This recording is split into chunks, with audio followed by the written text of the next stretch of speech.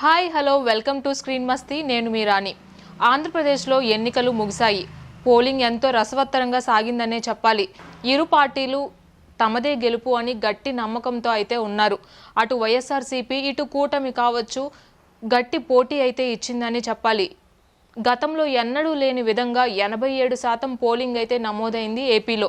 ఇప్పుడు వైఎస్ఆర్సీపీలో కొన్ని కీలకమైన నియోజకవర్గాలు ఉన్నాయి. వాటిలో ముఖ్యమైన నియోజకవర్గం గుడివాడ ఎమ్మెల్యేగా వరుస గెలుపుతో ముందుకు వస్తున్నారు కొడాలి నాని. అయితే ఈసారి వైసీపీ నుంచి పోటీ చేసి గెలుపొందుతారా లేక ఓటమి పాలు అవుతారా అంటే గుడివాడ ప్రజలు మాత్రం కొడాలి నానియే మళ్ళీ కైవసం చేసుకుంటారు అని చెప్తున్నారు. అయితే కొడాలి నాని గురించి ఓ లుక్కేసేద్దాం రండి. కొడాలి నాని ఇప్పటికే 4 సార్లు ఎమ్మెల్యే అభ్యర్థిగా పోటీ చేసి ముందంజలో ఉన్నారనే చెప్పాలి.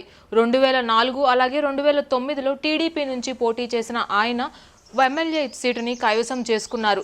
అలాగే 2012లో కొన్ని రాజకీయ కారణాల వలన పార్టీ మారి వైఎస్ఆర్సీపీ కండువా కప్పుకున్నారు. 2014లో వైఎస్ఆర్సీపీ నుంచి జగన్మోహన్ రెడ్డికి ఇచ్చిన మాట ప్రకారం ఆ పార్టీ నుంచి పోటీ చేసి ఎమ్మెల్యే సీటుని కైవసం చేసుకున్నారు. అయితే 2014లో టీడీపీకి గట్టి పోటీ ఇచ్చారనే చెప్పాలి. అప్పటికే టీడీపీపై ప్రజల్లో అపారమైన నమ్మకం అయితే ఉంది. అలాంటి పరిస్థితుల్లో కూడా కొడాలి నాని సీటు కైవసం చేసుకోవటం చరిత్ర అనే చెప్పాలి. అయితే తర్వాత పోటీ చేసిన 2019లో కూడా ఎమ్మెల్యే సీటు కైవసం చేసుకున్నారు కొడాలి నాని. ఇలా వరుస గెలుపుతో ముందంజలో ఉన్న కొడాలి నాని ఈసారి ఎన్నికల్లో గెలుస్తారా అంటే ఖచ్చితంగా గెలిచే తీరుతారు అని చెప్తున్నారు పార్టీ శ్రేణులు అలాగే నాయకులు. అలాగే గుడివాడ ప్రజలకు ఆయన చేసిన మంచే కావచ్చు, ఇప్పుడు వరకు రాజకీయ ప్రస్థానం కావచ్చు, కొడాలి నాని మార్క్ని ఎవరు చెరపలేరు అనే చెప్తున్నారు విశ్లేషకులు. అయితే మరి ఈసారి జరిగిన ఎన్నికల్లో ఎంతో ఉత్కంఠభరితమైన పరిణామాలైతే మనం చూస్తూనే ఉన్నాము.